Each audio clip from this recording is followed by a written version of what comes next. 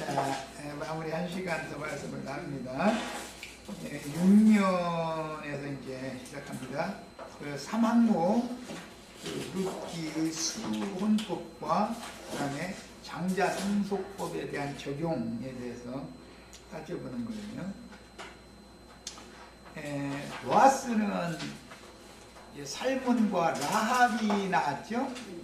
그러니까 살몬은 여호수아 시대에 여호수아가 110세에 죽었고 여호수아 시대에 젊은 청년이었었으니까 보아스의 아버지가 여호수아 시대에 젊은 청년이었잖아요.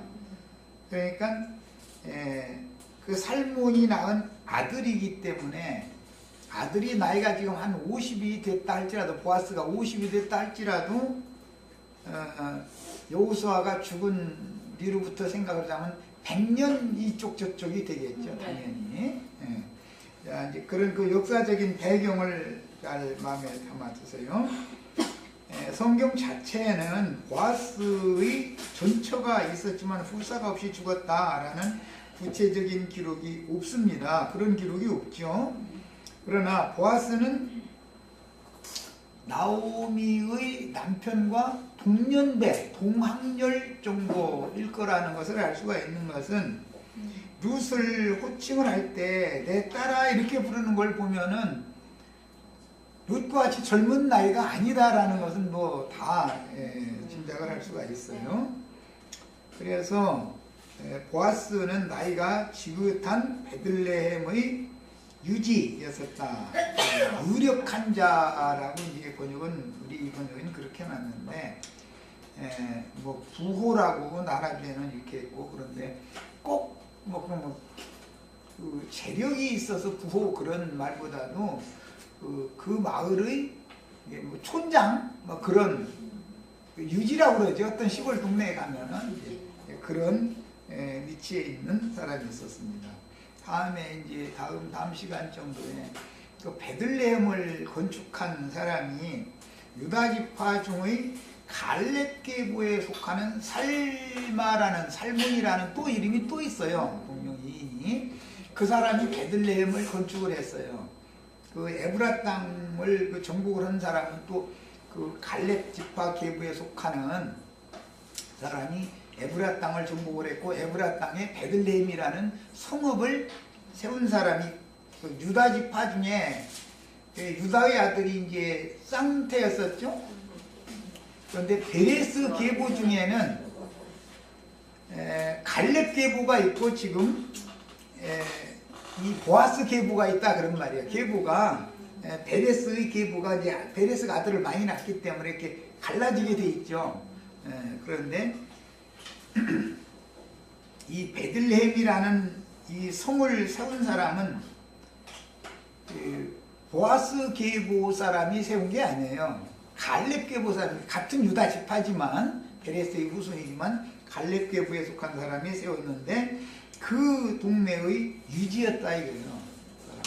그 동네를 세운 그 성주보다도 더 뭐 어떤 유력한 모든 사람들이 존경하고 인정해주는 그런 어떤 지위를 가진 사람이 있다는 거예요.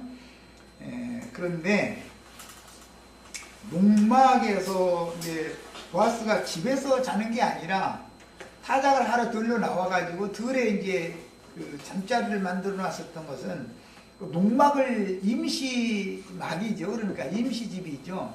거기에서 자는데 룻이 그 농막의 보아스의 발치에 가서 누웠다고 되어 있잖아요. 그때 내 딸아 라고 이게 호칭을 했다. 그다음에 룻의 시어머니도 내 며느라가야 이렇게 부르지 않고 내 딸아라고 했으면 얼마만큼 그 나오미가 며느리를 사랑했나 하는 것도 알 수 있고 이제 어떤 문맥을 봐서 우리는 다 감이 오죠. 나이든 보아스에게 자신을 맡기는 혼인을 허락하는 룻의 행동은 늙은 시어머니를 쫓아서 모압 땅의 친정을 떠나 타국인들의 하나님께로 온 것도 네 죽은 남편과 시어머니 가문에 베푼 인애가 크지만 이 남편과 시모 가문의 대를 잇겠다고 꽃다운 젊은 여인으로서 나같이 늙은 근족에게 혼인을 허락한 것은 처음 베푼 은혜보다 더 크다라는 말을 그 록막의 그 잠자리에 발치에 들었을 때 그 얘기를 했었었죠. 자, 이것은 이제 그 앞에 보면은 히브리인들의 그 혼인은 이 이방인들의 혼인과는 그 다른 특별한 어떤 의미 부여를 해요. 인생에서 제일 뭐 중요한 건 다 보자면 태어나면 중요하니까 태어나는 게 중요하고, 그 다음에 잘하면은 혼인을 한다는 것은 부모 품을 떠난다는 뜻이기 때문에 자기 집을 세우러 간다는 그런 뜻이니까 아주 중요하게 여깁니다. 그 다음에 죽는 날이 인생에서 세 번은 아주 다 뭐 굉장히 중요한 날이죠. 태어난 날, 혼인하는 날, 죽는 날. 이것은 뭐 굉장히 중요한 날이죠. 그런데 히브리인들은 이제 이 혼인을 위해서는 법이 있어요. 율법대로. 이제 모하루 율법이다 그래가지고 빅물과 빈패를 주고받는 거거든요. 근데 주로 남편 측에서 빅물을 보내는 거예요. 그 이제 아내 측에서는 혼수품을 요구를 하는 것이죠. 남편에게. 그런데 우리나라는 이게 거꾸로 돼가지고 아들 가진 사람이 딸 가진 사람한테 뭐 혼수품을 요구를 하는 경우가 있죠. 그건 너무 황당한 짓 하는 거예요. 아니 남이 집 귀한 딸 데려가는 입장에 혼수품까지 요구를 한다는 게 얼마나 황당한 거예요. 히브리인들은 남편 측에서 아내 측에게, 신부 측에게 혼수품을 주는 거예요. 그럼 그걸 가지고 시집으로 오는 거죠. 그런데 친정아버지가 덧붙여서 주지. 시집 가서 잘 살으라고. 학대받지 말고 잘 살게 해야 되니까. 그래서 그런 것을 이제 모하루 율법이다 그래요. 이걸 홀례법이다 그래요. 율법에는. 이 히브리인들은 다 전체가 다 법으로 돼 있잖아요. 그 법에 따라 살으니까. 이 혼인을 위해서 신랑을 준비하시고 신부를 중매하시는 기록은 창세기 시작에서 아담에게 짐승들이 아닌 여자를, 아담에게서 여자가 나왔죠. 남자에게서 여자가 나온 것이 이제 시작이에요. 여자를 지어가지고 그 남자에게 이끌어다 이제 중매를 하신 그 기록에서 시작이 되는데, 오직 한 분 하나님의 아들 예수 그리스도의 계대라는 것은 한 세대는 오고 한 세대는 가니까 대가 끊어지면 안 된다. 예수님의 대는 끊어지면 안 된다. 그래서 영생이라고 그러는 거니까 생명의 계대를 계속 이어야 하므로 예수님의 조상인 보아스를 홀로 된 호라비로 만들어서 룻을 이끌어 중매하기까지 분명히 전처가 있었을 것이라고 이건 짐작을 할 수는 있죠. 지금 나이가 많은 그 룻의 시아버지, 시어머니 그런 연배의 사람이니까 그래야 또 맞는 거고, 이것은 구약시대의 하나님은 구약 백성들이 본처잖아요. 전처잖아요. 그런데 율법 하나님은 율법 백성들이 이게 처거든, 아내거든. 이스라엘이 하나님의 처거든, 사실은 영적으로는. 그런데 지금 룻은 이방 여자이기 때문에, 이방인의 때가 왔기 때문에 하나님이 세상가 드는 얘기에 사실은 말하자면, 그러니까 전처가 분명히 있었죠. 이제 영적으로 해서 그러자 그렇다 이거예요. 그런데 이렇게 기록이 안 돼 있을 뿐이지. 지금 호레비로 막 50년도로 이렇게 60되도록 살았다 그래가지고 룻을 장가를 들었다 이렇게 돼 있는 것도 아니니까. 그래서 룻을 그 나이든 보아스에게 중매를 하시기까지 보아스에게 어떤 후사가 있었다라는 말이 없잖아요. 보아스의 후사는 오벳으로 이어지니까, 그렇죠? 보아스가 전처를 통해서 자식을 두었다 할지라도 하나님은 그 자식을 인정하지 않는 거잖아요. 계보를 잊지 못하게 하니까, 있는 게 아니었기 때문에. 그래서 이제 이런 것을 여러 가지를 고려를 해서 성경을 해석하는 거예요. 그래서 보아스에게 후사를 두지 못하게 하시고 룻을 통해서 후사를 두게 하시는, 이거는 너무너무 비밀스러운 일이다. 그 다음에 보아스도 만약에 본부인이 살아있으면 룻을 취하면 가는 관계가 되죠. 안 되는 것이죠. 그러니까 본처가 있었다면 죽었어야 된다 이거예요. 당연히. 룻도 남편이 살아있으면 보아스에게 혼인할 수 있어요, 없어요? 혼인을 하면은 가능 관계가 되는 거예요. 정식으로 법적으로 등록을 시킬 수가 없는 거예요. 왜? 그 본 남편이 살아있으니까 그 남편에게 속한 사람이기 때문에. 그래서 임자가 있는 몸이면은 누구도 그것을 어떻게 뺏어가거나 어떻게 할 수 있는 것이 아니죠. 그 세상에서도 유부녀냐 유부남이냐를 가지고서 간통관계를 구분하잖아요. 뭐 처녀끼리 처녀 중간에 저희끼리 만나서 좋아서 뭐 그렇다 그러면은 양가 저 부모님 만나가지고서 아이고 적당히 해서 애들 잘 살게 해주자고 해서 혼인시키면 되는 일이지만 유부남과 뭐 문제가 있었다 그러면 그거는 또 유부녀와 뭔 문제가 있었다 그거는 가능관계이기 때문에 안 되는 거죠. 그래서 성경이 다루는 것은 법적인 문제를 다루기 때문에 이런 것은 엄격하게 합니다. 그리고 과부와 이혼녀를 엄격하게 구분해요. 성경에서는. 이혼녀라는 것은 시집을 갈 수 없는 거예요. 그냥 혼자 살든지 옛 남편에게 다시 돌아가야 되는 거예요. 옛 남편에게. 그렇게 돼 있어요. 이혼녀를 혼인하는 것이 법적으로 허락되지 않습니다. 히브리인들이 혼례법이에요, 이것이. 그것은 왜 그러냐? 그만큼 더럽힘을 하나님은 싫어한다는 거예요. 자, 이제 이런 기본 원칙을 마음에 담아 두시고, 본 부인이 만약에 보아스가에게 살아있었다면 관음관계고, 룻이 본 남편이 살아있다면 보아스에게 시집가면 안 되는 거예요. 그러니까 모든 조건을 다 만들어놔야 되겠죠, 하나님은. 보아스와 룻이 만나려면. 그러니까 이런 것은 다 비밀이다. 이것은 용해를 나중에 하는데 근거가 되기 때문에 미리 말씀을 드리는 거예요. 이스라엘 백성들이 아시리아나 바벨론의 포로로 사로잡혀 간 것은 이혼한 상태인 것이지 죽은 상태는 아니에요. 아주 죽은 상태는 아니에요. 그렇기 때문에 돌아오면 본 남편에게로 돌아온다 이거예요. 그래서 그냥 살든지 원래의 남편과 합해라 이렇게 성경이 정하는 거예요. 하나님이 자기 백성에게 이혼 증서를 써줘가지고 쫓아내보낸 것이지 그렇다 해서 이스라엘 백성들을 아주 죽인 건 아니다 이거예요. 돌아올 수 있는 길이 있는 사람들이지.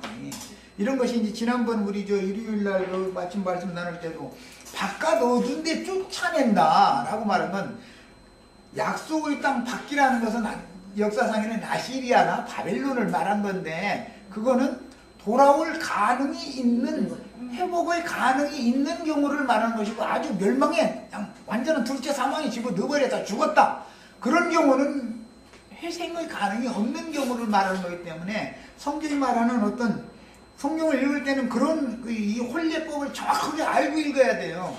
이런 율법에 대해서 너무 무식하다 보니까 신학자들이 교계의 신학자들이 이런 거에 대해 무식하다 보니까 룻기 이런 해석이 안 되는 거예요. 이게 해석이 안 되죠. 그런 그 혼례법에 대한 그 이스라엘의 법을 모르면. 자, 그 다음에 우리는 룻기를 읽으면서 이제 이걸 나에게 적용하는 거예요. 내가 반드시 어떤 전도자, 중매자인 충성스러운 종을 만나서 그리스도의 종들이면 중매 역할을 하는 것이지 지가 남편으로 서는 게 아니죠. 세례 요한도 예수님께 중매자로 보냄을 받은 것이지 지가 남편은 아니잖아요. 지가 신랑은 아니잖아. 신랑은 친구로서 그냥 나는 중매한다. 내 뒤에 오시는 이 그분에게로는 가야 된다. 이걸 소개해 주러 온 사람이었지. 그런데 오늘날 많은 사람들이 입으로는 그리스도의 종이라고 해놓고 지가 신랑으로 서는 사람들이 적그리스도들이죠. 적그리스도들. 세상에서 제일 나쁜 친구가 어느 친구냐면은 저하고 잘 지내던 아가씨를 갖다가 지 친구한테 이렇게 소개를 해줘. 그러고 나서 뒷전을 가서 또 불러내. 그럼 죽일 놈이죠. 그런 경우는 적그리스도라고 그러는 거예요. 그러니까 뭐 이만이 뭐 어쩌고 했어 하면 그거 적그리스도 이렇게 생각하시면 그건 뭐 100% 이건 99.9%가 아니에요. 이건 100%예요. 내가 뭐다 그러면 그건 적그리스도인 거예요. 이런 이치를 아셔야 돼. 아시리아에 쫓아보냈다 해가지고 살만에셀이 부인으로 보낸 것은 아니잖아요. 그죠? 아브라함이 사라를 바로에게 넘겨줬다 해가지고서 아브라함의 부인이지 사라가 바로의 부인이 되는 건 아니잖아요.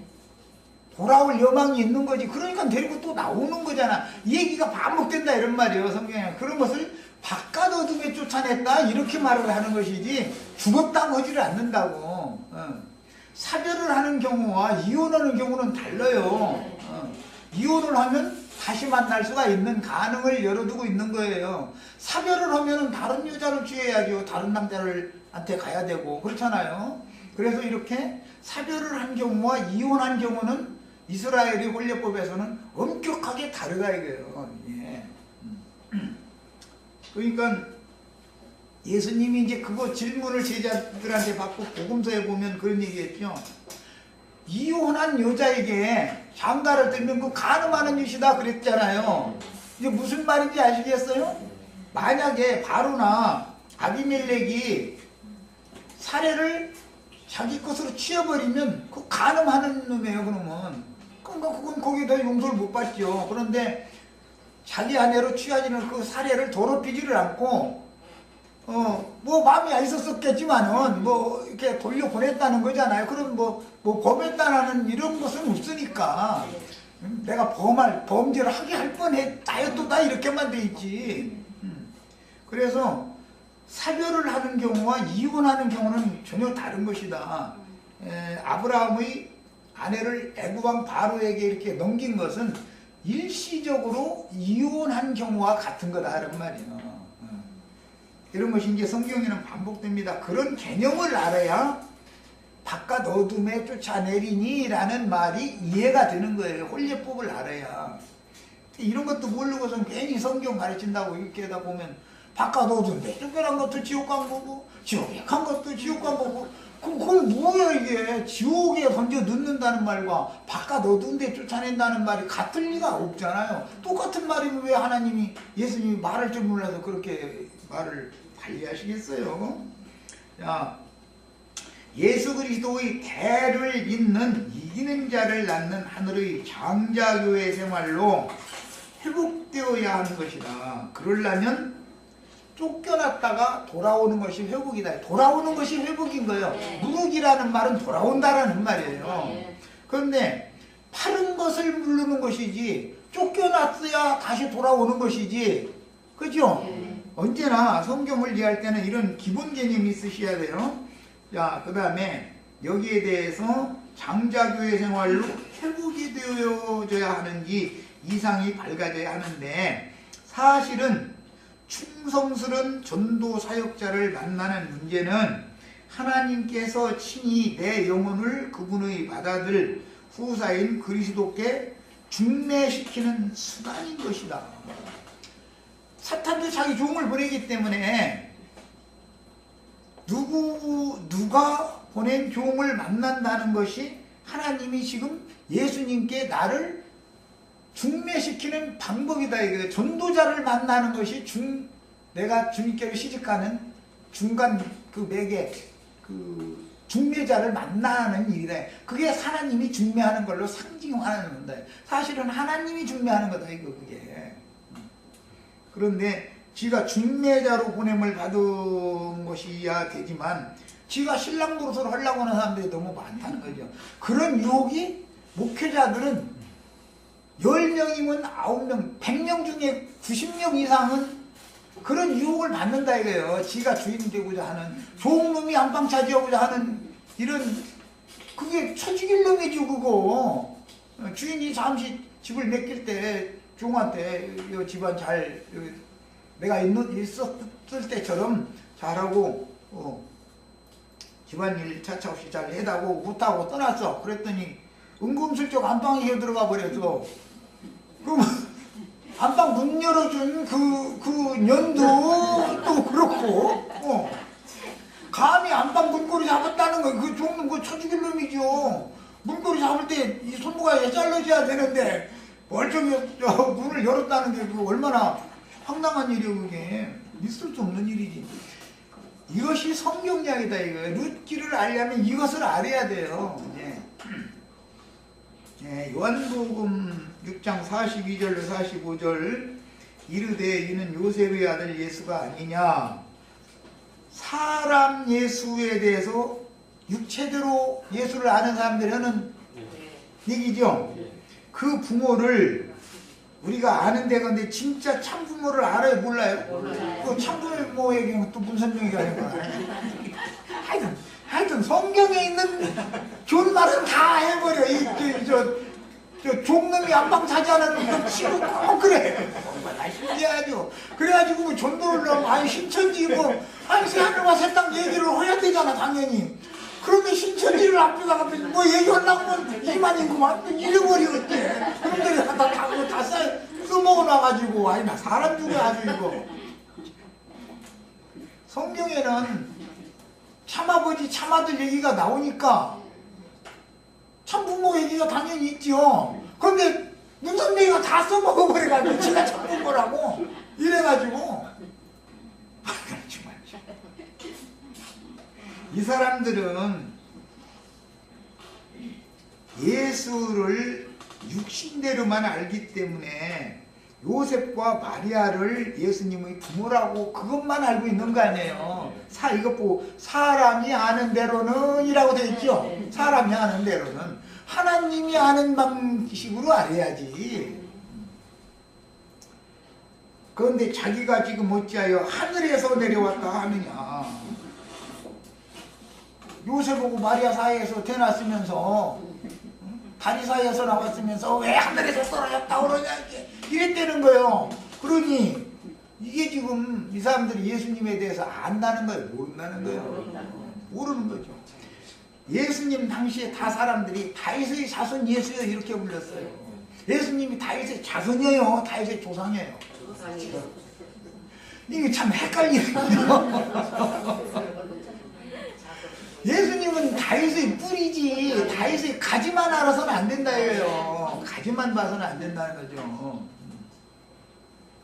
어찌 하늘에서 내려왔다 하느냐. 이게 하늘에서라는 것도 우리 손녀딸하고 대화하다 이게 해갖고 하나님이 하늘에서 할아버지한테 가라 해서 왔어 그랬더니 하늘에서 떨어지면 죽잖아. 대화가 안 통하는 거잖아요. 그 시기지 뭐 이게. 요셉하고 마리아가 남았는데 왜 하늘에서 왔다고 그러냐 그러면 이 사람들이 하늘에 대한 개념도 하늘이라는 의미를 성경이 말하는 하늘이라는 의미를 모르고 있다는 뜻이요. 하늘이라는 말은 하나님이라는 뜻인 거예요. 하나님께로부터 왔다. 말씀이 보냈다. 지금 그 말인데 이 사람들은 전혀 육체대로만 보는 거죠 지금. 예수께서 대답하여 이르시되 너희는 서로 수군거리지 말라. 이런 쓸데없는 소리 하지 말라고 말했지. 수군수군 했던가 보지 뒷전에서. 나를 보내신 아버지께서 그러니까 하늘에 계신 아버지는 말씀이죠. 이끌지 아니하시면 아버지가 이끌어 주셔야만 내게로 올 수가 있다. 너희는 아버지가 나에게 이끌어 주는 자들이 아니기 때문에 나를 배척한다. 지금 그 말이죠. 말하자면.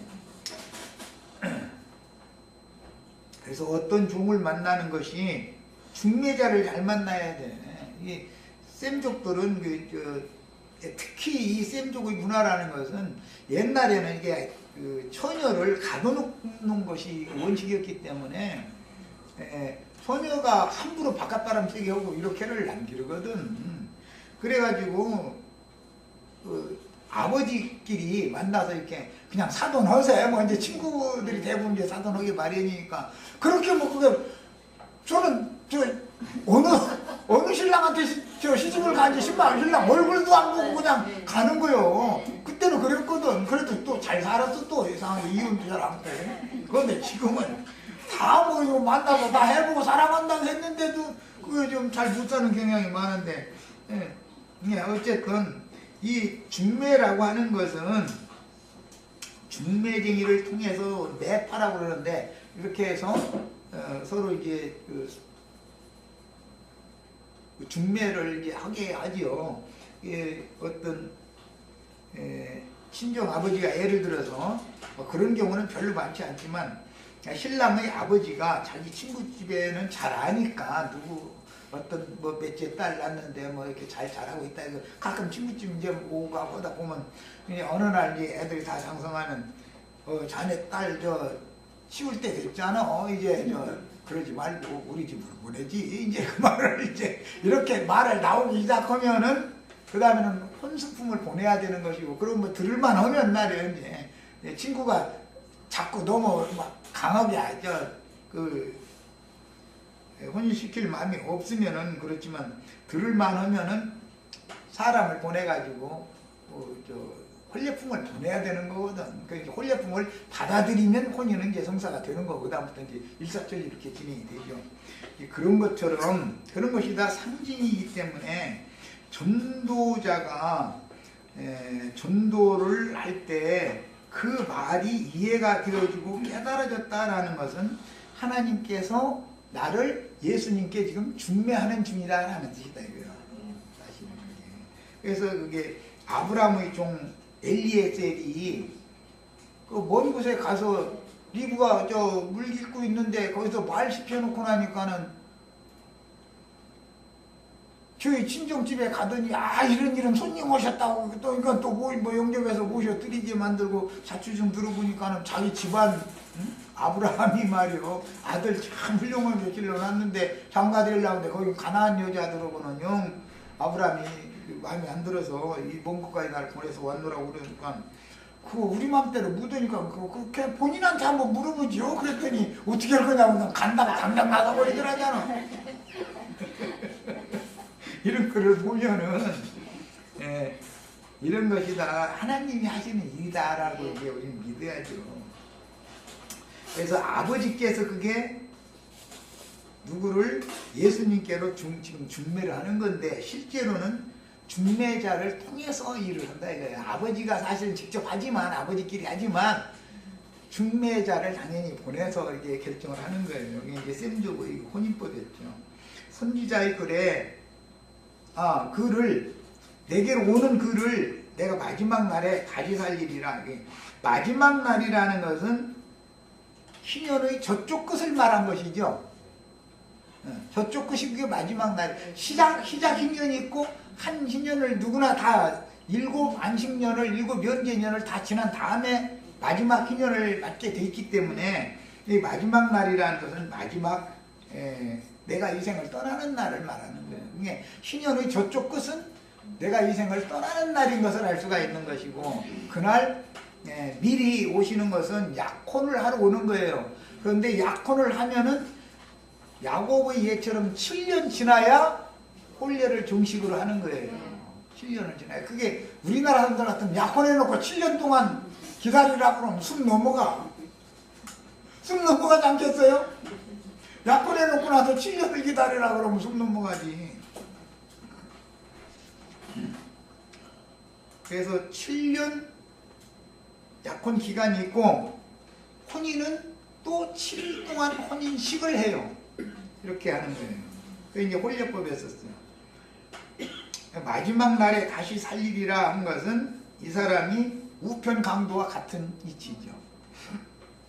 우편 강도는 뭐 그날 죽고 하루는 또 장사돼서 무덤에 있다가 사흘 되는 날은 함께 부활해서 하늘에 이제 올라가는 거예요. 이것이 마지막에 살린다라는 말씀의 실현이죠.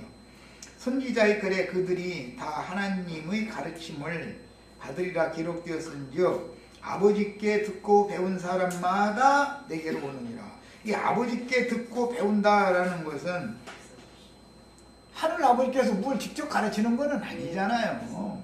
종들을 통해서 말씀을 가르치고 말씀을 배운 만큼 하나님의 가르침이라는 그것은 영적 가르침이니까 이제 품작도 아까 중간에 내가 이제 설명했는데 그런 7단계의 과정마다 그때 당시 필요한 그 과정에서는 그걸 가르치는 것이죠. 중학생 때는 중학교 과정을 가르쳐야죠. 고등학생 때는 고등학교 과정을 가르쳐야지. 고등학생 데려다 놓고 유치원 아이들 뭐 산토끼 토끼야 뭐 이렇게 합시다 뭐 이래서 하면 고등학생들이 따라오겠어요? 웃어버리지.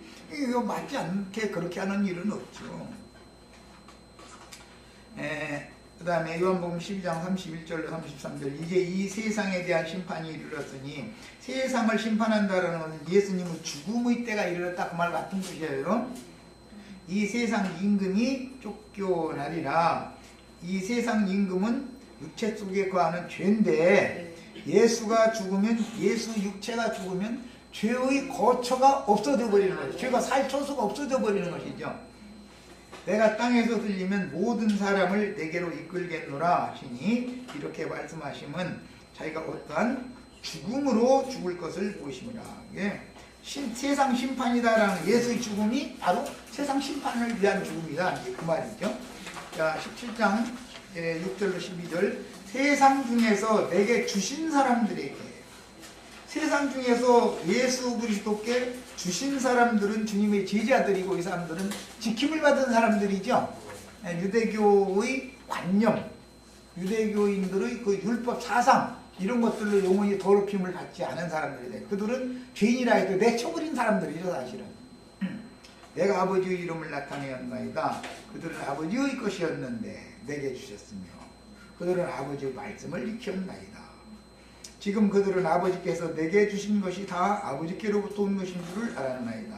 나는 아버지께서 내게 주신 말씀들을 그들에게 주었사오며 그들은 이것을 받고 내가 아버지께로부터 나온 줄을 참으로 알으며 아버지께로부터 나왔다라는 말은 아버지께서 예수님께 주신 그 말씀께로부터 나왔다라는 말이죠 지금.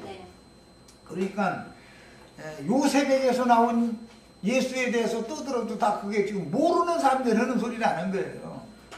그 아버지는 요셉이고 그 어머니는 마리아인데 우리가 다 그 아픈 모를 아는데 하늘에서 내려왔다고 그거 말도 같지 않아서 해지도 말라 이런다는 거 아니에요 지금.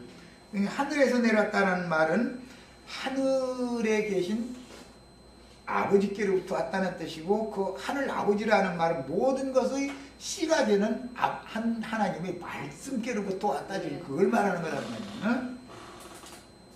아버지께서 나를 보내신 줄도 믿었사옵나이다. 내가 그들을 위하여 비웃나니 내가 비웃는 것은 세상을 위함이 아니요 내게 주신 자들을 위함이니이다. 내게 주신 자들이라고 이렇게 하셨지만 창세기에서는 여자죠. 그 하와죠. 하나님이 하와를 아담에게 갖다 주신 거 아니에요. 짝으로. 그들은 아버지의 것이로소이다. 내 것은 다 왜 근원자니까 말씀은 아버지의 것이요 아버지의 것은 다 내 것이온데 내가 그들로 말미암아 영광을 받았나이다. 그랬어요. 룻기는 보호자인 남편 엘리멜렉을 잃은 아내 나옴이죠. 그 다음에 남편과 시부를 잃은 자부 룻이에요. 어떻게 하나님의 구속을 받아서 살아남아야 할 소망 또 목적 또 없는 거죠. 남편 죽고 자식 죽으면 나 혼자 늙어가지고서 살아남을 의미가 없잖아요. 그냥 그 남편에게 자식에게 그냥 따라가는 것이 뭐 그것이 제일 편치 사실은. 그런데 새 목숨 끊는 것도 이게 쉬운 문제가 아니잖아 지금. 상황이 여기까지 온 사람인데 그런데 생명을 하나님은 회복시켜주는 얘기다. 그래서 룻기 4장에 보면 생명의 회복자다라는 말이 그래서 나온 거예요. 생명의 회복자는 뭐 예수님이죠 사실은. 실제로는 생명을 회복시켜주는 건. 그런데 그래서 이제 오벳이 나오미에게는 생명의 회복자가 되었던 것이죠. 그 다음에 영원한 기억을 상속하는 율법을 실행하는 역사적인 사실을 들어서 기록한 생명의 말씀이다. 이것은 뭐 지난 시간에 내가 강조해서 여러 번 말씀드렸어요. 윤리 도덕관념으로 성경을 읽으면 성경이 안 풀리게 돼 있어요. 뭐 시아버지 며느리 관계라든지 뭐 이런 거 그냥 성경이 풀릴 수가 없죠. 그렇게 되면은 뭐 예수님이 막 거룩한 하나님이라고 하더니 말이야 창녀를 좋아해서 막 창녀, 세리, 문둥이 막 이런 사람들 친구 삼는다고 말이야 먹기를 탐하고 뭐 포도주를 즐기는 자로 남하게 잡고 예수님이 술 잘 잡수셨는가 봐. 그런 거를 보면 예수님이 맨 성경에 나오는 양주장 맨 먼저 차린 분 예수님이죠. 예수님이 양주장 차리냐고 이렇게 나오면 아니 나는 할 얘기 있어. 물론 포도주 만든 분이 누구요? 예수님이지. 양주장 누가 차렸어? 예수님이 차렸지. 네, 전능자께서는 당신의 왕국 후사의 대를 잇기 위하여 아들의 대를 이어줄 고해를 남편으로 준비하셨으며 아내 될 이방 여인 룻을 준비하신 후에 베들레헴의 유력자인 보아스에게로 이방인 젊은 과부인 룻을 이끌어 오셨고 혼연을 위하여 후사를 얻도록 모든 일을 차착 없이 다 하나님에게나 준비하신 것이다. 너무 기가 막히잖아요. 모든 조건을 이렇게 구비를 딱 해놓고 나서 때가 딱 되니까 딱 갖다 짝을 붙여주잖아요. 얼마나 놀라워요 이게. 그러므로 보아스가 나오미와 룻이 법적인 관할권을 갖고 있는 흉년에 팔아넘긴 집과 밭을 되사기 위해서는 그 값을 지불하는 행위는 당연히 룻의 몸값을 지불하는 뭐하러 빅물의 값이다. 남자가 여자에게 들어가려면 당연히 몸값을 지불을 해야 된다 이거예요. 유다가 창년 줄 알고서 나는 네게로 들어가기를 바란다 그러니까 무엇을 주고 들어올랍니까? 몸값을 요구하는 거잖아요. 그러니까 염소 새끼 주마 그랬더니 염소 없네요. 예? 그러면 보증품 주세요. 그래가지고 뭐 예? 도장과 도장품과 지팡이를 보증품으로 주고 들어갔다는 거잖아요. 그러니까 그런 데서부터 모하르라고 하는 율법이 나오는 거다. 뭔가 근거가 있기 때문에 그러는 거예요. 이게 남자가 여자에게 혼례를 위하여 빅물을 보내는 것이지 남자가 보내는 것이지 오늘날 세상 나라가 잘못돼가지고 처녀집에다가 남자집에서 뭐 빅물을 요구하는 이것은 너무너무 잘못된 거예요.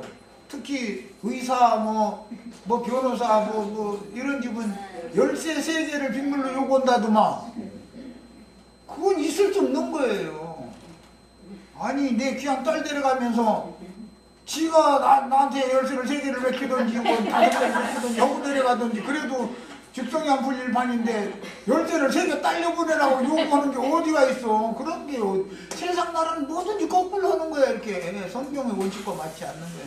아니 남자가 어떤 여자에게 들어가려면 몸값을 여자에게 줘야지 여자가 남자 보고 몸값 갖고 라고는 뭐 어디가 있어. 그런 게 어디가 있어.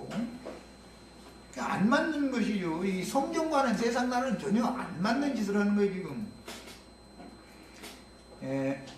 이스라엘의 율법에는 수혼이라고 해서 이건 이제 계대상속법이다 그래가지고 신부의 몸값을 지불하는 모하르 율법이라는 것이 있고 근족의 토지나 집, 종된 근족의 몸을 누르거나 근족의 핏값을 갚아주는 그 고엘이라고 하는 구속자에 관한 율법이 제정되어 있는데 형이 계대상속법, 수혼법이라고 하는 것은 형이 후사 없이 죽었을 경우 동생이 형수를 아내로 취하여 꼭 동생만 그러는 건 아니에요. 근족이라는 건 만약에 동생이 없으면 삼촌, 사촌 이게 가까운 근족이 하는 거예요. 가장 가까운 근족이 형수를 아내로 취하여 아들을 얻으면 죽은 자의 이름으로 대를 잇게 하는 후사 상속법이 있는데 우리가 예수를 믿는 것은 우리를 대신해서 우리를 죄에게서 죄의 권세자인 마귀로부터 다시 되찾아내기 위해서 당신의 목숨을 바쳐서 죽은 예수의 이름으로 우리가 구원을 받는 거죠. 그것을 상징하는 거다 이거. 죽은 자의 이름으로 대를 이어주는 거다 이거예요. 룻기는 죽은 자와 산 자에게 뭐 은혜를 베푼다. 죽은 자 이름으로 뭐 그 대를 이어준다 이런 얘기 자꾸 죽은 자 얘기가 나오죠. 거기 죽은 자가 누구를 말하냐. 이것은 구속을 위하여 당신의 목숨을 버린 예수님의 이름으로 우리가 구원을 받는다. 그런 말이란 말이에요. 그 다음에 수혼법은 창세기 38장 1절에서 11절에 근거한 신명기 25장 5절로 10절 율법으로서 종족 보존을 위하여 어떤 가문에 시집온 여자가 후사를 얻지 못한 상태에서 남편을 앞에 보낸 경우 다른 가문으로 시집을 갈 수가 없고 본남편 가문의 근족에게서 그 가문의 씨를 받아 대를 잇는 율법을 수혼법이라고 해서 이걸 계대 상속법이다 이렇게 표현합니다. 그 다음에 창세기 38장 이 이야기는 이미 지난번에 우리 했으니까 신명기 25장 율법으로 이게 이어지죠. 연결되죠. 지난번에 했으니까 이것은 쭉 넘어가겠습니다. 10페이지로 바로 갑니다. 이제 신복 기운 자의 집이라는 말은 복음을 전할 위임, 중매자로서의 사명을 빼앗긴 사람의 집이다 이거예요. 그러니까 이것은 신복 기운 자의 집이라는 것은 전도를 할 자격을 원래 받았다가 자기 스스로 포기한 사람의 경우지요. 이 얘기도 뭐 아까 뭐 전도를 했어도 해놓고 나서 중매를 하는 게 아니라 지가 안방 문고리 잡으려고 할 때 종놈이 안방 문고리는 절대 잡는 법이 없는 것이거든. 거기는 주인이라고 안방 문고리라는 건 주인만 잡는 거야. 아니면 그 자식들만 잡는 것이지. 아내에게 들어가거나 엄마에게 들어갈 때나 그 문고리는 잡는 사람이 정해져 있지. 종놈이 안방 많이 문고리 함부로 잡고 흔들었다 이거는 그럼 큰일 나는 거예요. 그건 있을 수가 없는 거예요. 종놈은 저 앞에서 주인마님 이렇게 처리를 했습니다. 그러면 그래 잘했다라든지 그러면 좀 부족한 것 같으니까 이렇게 해라.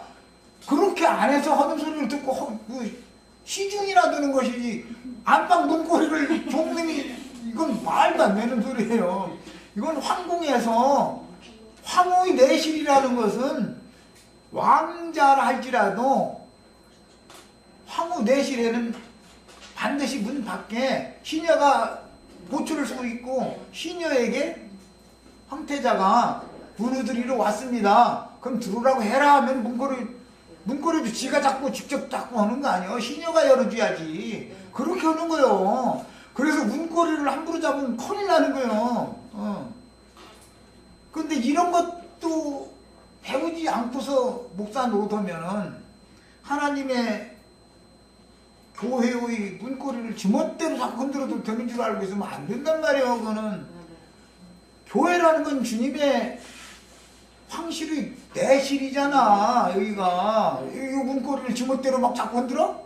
그런 게 어디가 있어. 종놈이 저 앞에서 알아야지.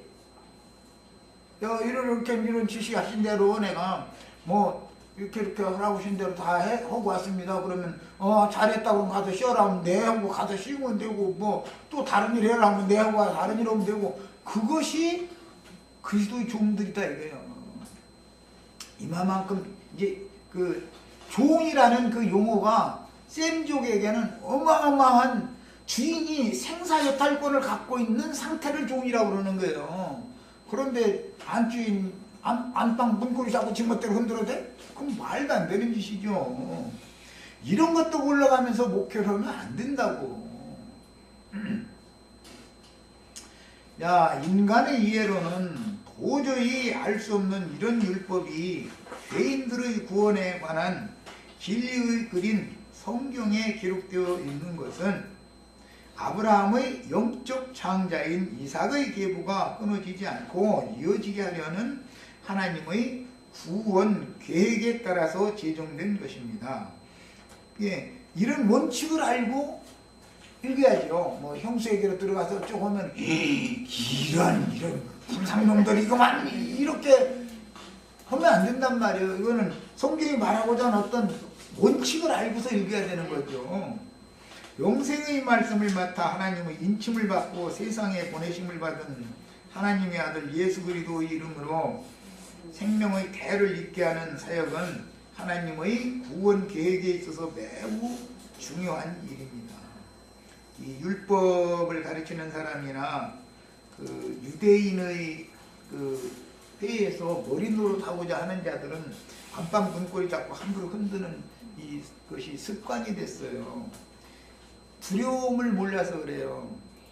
내가 우리 윤자매님의 신앙 양심을 내 멋대로 붙들고서 흔들어대면 돼요, 안 돼요? 안방 문고리 잡는다는 말을 또 그것도 설명 않고 끝내면 이제 시간이 다 돼서 안 돼요. 설명 않고 끝나면 여기 교회 문 나도가 형제는 그냥 저 앞에 들지도 못하고 여기 왔습니다 하고 구하라는 말인가 이렇게 오해할까 봐서 그게 아니고 이런 물질적인 문고리는 자기야 뚫어가고 나오고 그러죠. 그냥 셨어요? 주님의 아내의 거실이라는 건 주님만 출입할 수 있는 곳이잖아요. 거기는 구속받은 게 자매님들이 신앙 양심 영을 말한다 이거요. 피로 사신 영을. 그것은 내 맘대로 자꾸 흔들면 안 되는 거다 이거요. 그래서 자매님이 그러면 쓰느냐고 양심도 없냐고 이러면 돼요, 안 돼요? 양심이 있는지 없는지는 그건 주님이 판단할 문제고 저는 지혈 일만 하면 된다 그런 말이에요. 저 어떤 말을 가르치고 나서 나중에 보면 이게 설명까지 안 해놓으면은 엉뚱하게 못되게 들어가지고 또 나중에 문제가 되겠더라고. 그래서 이유가 설명을 한 거예요. 교회 문거리 자꾸 흔들면 안 된다고 했다고 또 그러면은 그럼 자기는 교회 출입 안 나? 또 이러면 안 되잖아. 피로 사신 형제 자매님들의 양심이라고 하는 것은 주님의 내실이다. 이거 신부 내실이에요. 사라의 장막이다 이렇게 돼 있어. 그게 예루살렘 성이잖아요. 그 전체가 다 모이면 그게 예루살렘 성이 되는 거예요.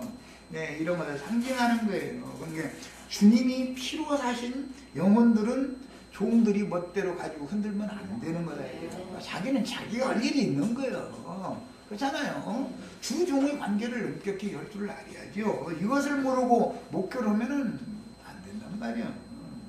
자, 그 다음에 이제 여기까지만 하겠습니다. 하나님께서 12지파의 구원과 이방인들의 구원을 위해서 계획하신 대로 영생을 주시기로 작정하여 구원하실 자의 충만한 수를 채우기까지 말씀을 전파하는 사역은 계속되어야 하며 율법과 선지자의 때가 찬 후에도 복음 전파는 이어져서 구원하신 영혼들의 수가 차기까지는 전도를 위해서 목숨을 버린 순교자들의 수도 채워져야 하기 때문에 이 순교자들은 중매쟁이들이지 주인들이 아니죠. 그렇죠? 누구를 위해서? 주인을 위해서 일을 한 거잖아요. 이건 사역자들이지.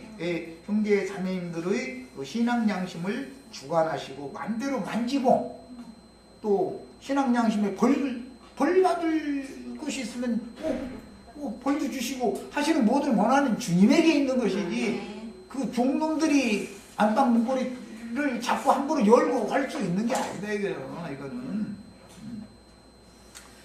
그 다음에 그리스도의 생명은 어느 경우에도 죽거나 끊어질 수가 없기 때문에 앞서 그 사명을 마치고 주의 품에 들어갈 때는 동일한 영생의 말씀을 맡은 형제 중 다른 사역자가 그 사역을 능히 감당하여 예수 이름으로 죽은 자의 생명을 회복시켜서 대를 이어야 하는 것입니다. 그래서 이제 저 중간으로 하시갑니다. 하나님은 영원하시나 그 시종자는 시종자라는 건 이제 말씀의 생명력은 각 대를 이어서 짧은 한 세대씩을 오고 가는 사람을 입고 이어져야 하기 때문에 그렇죠? 네. 말씀이 무슨 시공의 제한을 받는 것은 아니지만 사람은 육신을 입고 한 세대는 오고 한 세대는 가니까 말씀은 이어져야 되는데 사람은 세대가 바꿔지니까 다음 세대에 또 말씀 전할 자가 또 세워져야 된다 그런 말이에요. 그런데 말씀 전할 자를 세워놨더니 종으로 세워놨더니 안방 문고리 잡고 지멋대로 흔드는 놈들이 너무 많으니까 그런데 그렇게 하면은 감각들이 없어. 안방 문고리를 내가 지금 자꾸 흔들고 있는 중인지 안방 문고리 자꾸 흔들면은 안에서 들어오세요 하고 종로 보고 왜 들어오세요 그러고 앉아서 자기 남편이나 들어오라고 하는 것이지 그렇잖아요? 그러니까 그 년도 그렇고 기독교 계도 그렇고 목사님들도 그렇다 그 말이야. 이제 뭐 그것까지 해석을 하고 이제 뭘 알고 신앙생활을 해야 된다 이거요. 길거리 흔드는 소리 들어보면 안에서 이제 남편이 흔드는 건지 종놈이 흔드는 건지 그거 몰라 그거? 그것도 그건 뭐죠? 마치겠습니다.